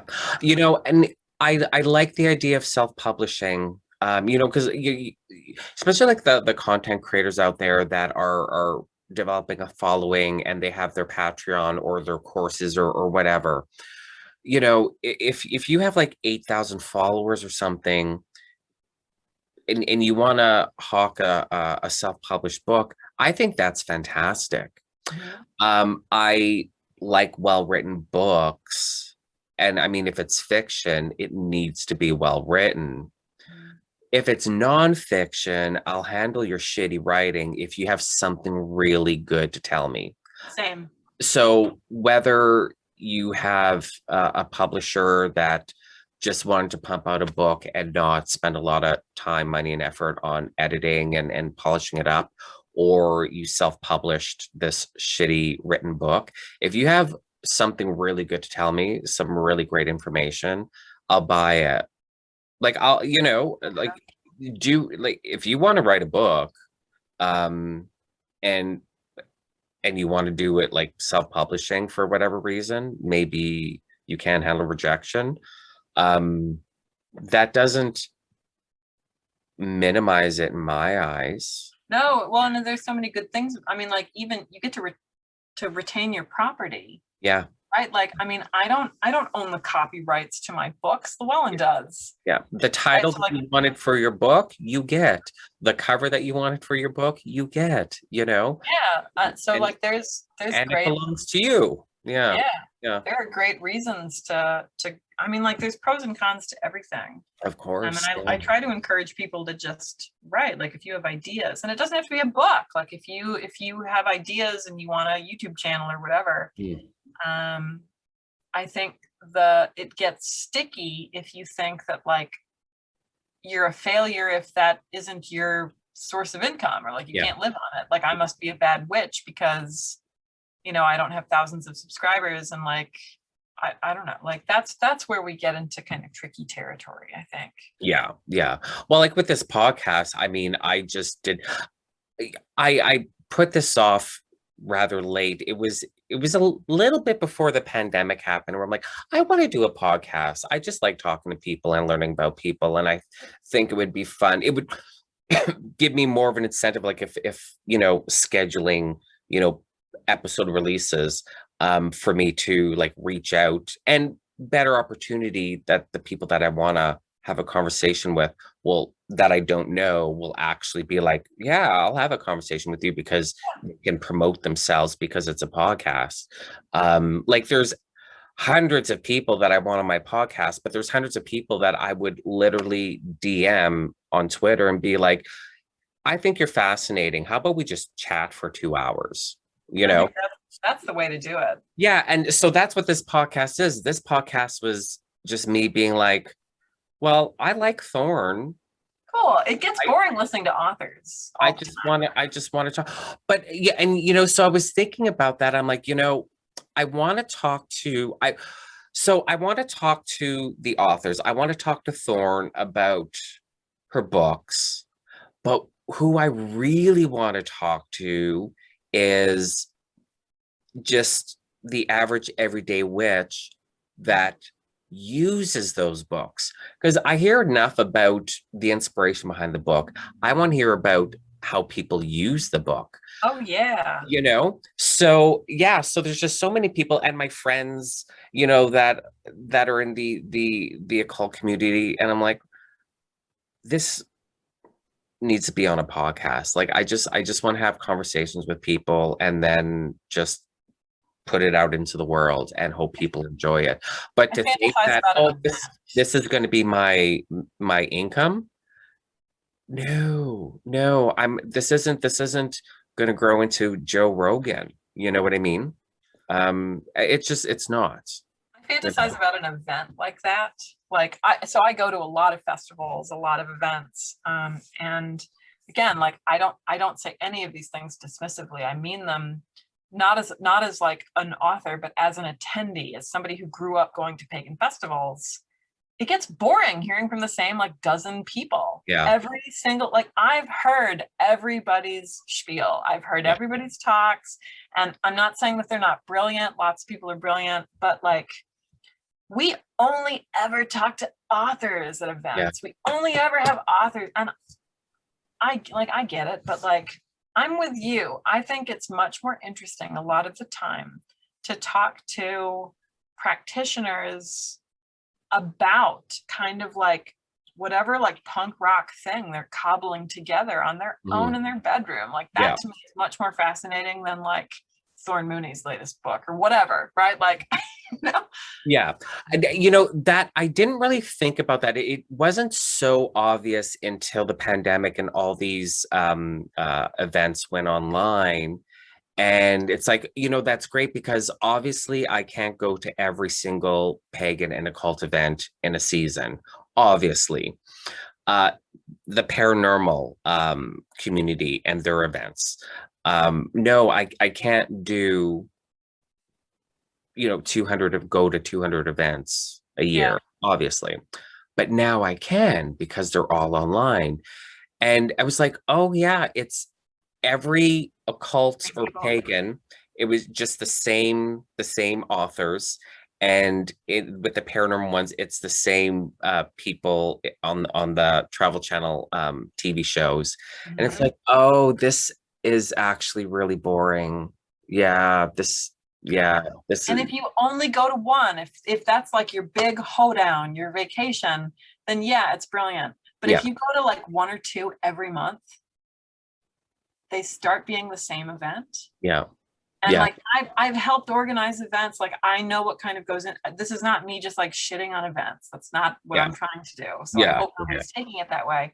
But I do wish that when we talk about inclusivity, one of the things that we're doing is we're including kind of like, I hate the expression the everyman, but that's kind of what I'm getting at. Like practitioners, just that's one of the things that I really like about Twitter. Is I can follow people who are just doing their thing. My favorite YouTubers are not witchy teachers and influencers and whatever. My favorite YouTubers are like the randos in their bedrooms with like their shitty webcam who are just like, I'm just gonna turn this camera on and talk about this experience I had a ritual. Those are the only videos I actually watch. No, it's true. And you're not shitting on festivals because I mean, obviously, you know, these festivals need to at least cover costs. No pagan festival organizer is doing it to move into the pagan author neighborhood in Beverly Hills. They're not making millions of dollars doing their pagan festivals. Let's be clear about that. So they need to at least cover costs, and they need the big names to draw in ticket sales. That's obvious. Totally. Secondly, how do you find, Joe Blow or Jane Blow? Yeah. How would you get those people? Yeah. And then, the real, or I don't want to say the real, but there are amazing leaders and amazing occultists, witches, whatever. I'm just going to say occultists. I'm just going to use occult as an umbrella term. There's amazing occult leaders out there, amazing occultists that are teaching and doing the work, but you don't know them because they don't write books, they don't do podcasts, they're too busy running groups. And so no one knows about them unless you're in their inner circle. So a festival organizer doesn't know they exist. Sure. And they can't reach out to them. So yeah, I mean, so no, it's not shitting on festival organizers. And again, too, it's like, well, do you, as a festival organizer, do you make decisions on what your festival is going to be based on 3 other ones in other parts of the country? Not really. Mm-hmm. Not really. I mean, okay, the same 15 people that are speaking at this festival in New York State are coming to mine in California. Well, chances are the attendees at mine in California are going to be different than the attendees of that festival in New York State. So yeah, it's unfortunate. I want to hear from, the awkward YouTuber who every time they turn on their shitty webcam to talk about whatever, they always knock over a candle and start their drapes on fire. I want to see them up on stage. I want to see them up on stage. I do too. But I get it. It's unfortunate. So my friend, I'm gonna have to wind down here. Yeah, no, absolutely. I mean, where are we at? We're at the 2-hour mark. We're at the 2-hour mark. Yeah, that's fine. Okay, well, so since you should be hawking your books here. Right. Who's ready for my promos? I mean, we talked about one, but you didn't even say the title of it. So, give the title, give a quick spiel, and sure. and then we can shut it down. Sounds good. So the book that we've spent the most time talking about is Traditional Wicca, A Seeker's Guide, which I originally wrote as a young Gardnerian coven leader to kind of provide access for folks who are interested in initiatory Wicca explicitly. So like coven-based, right, hierarchical lineaged Wicca. But after the fact, I realized that a lot of the stuff that went into that book actually applies to groups more broadly, just because so much of it is about how to find groups, how to assess a group and decide it's the good fit, how to convince them to let you join, or how to tell them to fuck off if they're terrible, right? Like, and those things apply whether or not it's Wicca that you're interested in. If you've also just ever been curious about what healthy hierarchy looks like, that's a book that might appeal to you. And I'd also invite folks who think that they know a lot about Wicca to read it and maybe reconsider that there's some stuff out there, if they're not practitioners, that maybe they don't know. Right. Things like, right, the Reed and the Threefold Law and all the stuff that everybody thinks like Wiccans are obsessed with. And actually those things don't always exist in traditional Wicca. And like, what does Wicca look like when you don't have those things? Yeah. So that's the audience for that book. My upcoming title coming out in September is The Witch's Path, Advancing Your Craft at Every Level, which I'm very excited about because it's a broad book. I've written it for witches as a whole, but again, I think it could apply kind of to occultists broadly too. And instead of focusing on individual traditions or experience levels, what I do is I focus on kind of the phenomenon of being stuck. Like, what does it feel like to hit a plateau, to hit a wall, to feel like when we talk here about doing the work, what does that actually mean? So for example, instead of like a chapter about like, these are the gods of witches and this is how you worship the gods of witches, blah, blah, blah. I have a chapter about devotion. What is that? What does that mean? Are we devoted to outside external spirits and entities? What about the concept of the self and the true will? What does devotion do for people and why do they do it? And how might you do it? What does that look like? So it's very broad. I've also done what classroom teachers call differentiation, where I have written for multiple audiences. So it's one book, but there are activities in it designed for people who are beginners, just looking to get started, never done a ritual. You know, me, when I was a kid who was like, how do I do the ritual? Right. Even though I've read a book or two. But it's also for coven leaders who are dealing with burnout. There's stuff for them. It's for the armchair occultist who's like, I've read a whole lot, but like, how do I actually, you know, give a shit and actually develop a personal practice? Okay. It's broad concepts, but the actual activities, exercises, ideas are framed for all of those groups individually. I'm very excited about it. It was a very difficult book to write. I hope people don't hate it. I really love it a whole lot. Right. Please buy it so that I can move to the pagan author mansion in Malibu. Beverly Hills, and it's a neighborhood. It's Beverly Hills. Beverly yes. Hills, and it's a neighborhood. Yeah. It's a name. See, I don't even know. I need them to let me in. I don't have enough money. There you go. Yeah. So you can find me on social media if you Google Thorn Mooney, or if you're on Instagram, I'm Thorn the Witch. Right. Right. YouTube, all the socials, pretty much. Type my name in, I'll come up. It'll be and super fun. I'll add all of your links and everything in the show notes anyway, so people can go to the show notes and, you know, click from there and like and subscribe and follow, and all of your wildest dreams will come true. There you go. I wish I knew about that. That it was just that simple. I just had to like subscribe. Are you afraid you're not a real witch? Yeah. Subscribe to me. That's how you become one. Oh God, and I'm fired. All right. For $500 a month. Mm-hmm. That's funny. All right. Well, thank you so much for being on Deluxe Files. I really enjoyed it. This was really, really good. This was perfect ending to my day. I did not have a good day. Just it's just the crap day of just not the fun stuff, not the creating, not the rituals. It was hauling half a ton of wax upstairs and downstairs. So this was the perfect way to chill out and end my day. So I really appreciate it. So thank you so much. And for everyone who's listening, thank you. And like I said, all the links will be in the show notes. So enjoy your wax. Bye.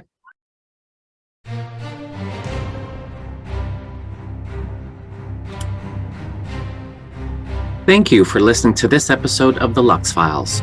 You'll find all the guest links in the show notes, as well as the link www.lailokensAwen.com/links. That link will get you to my page of links, where you can then go to my Lailokens Awen website, the Lux Files page, and my Lailokens Awen YouTube channel that has all the Lux Files videos. It also has all my social media links there, so you can follow me and the Lux Files. And don't forget to subscribe to the Lux Files wherever you get your podcasts. And lastly, if you enjoyed this episode, please consider leaving me a review. Until next time.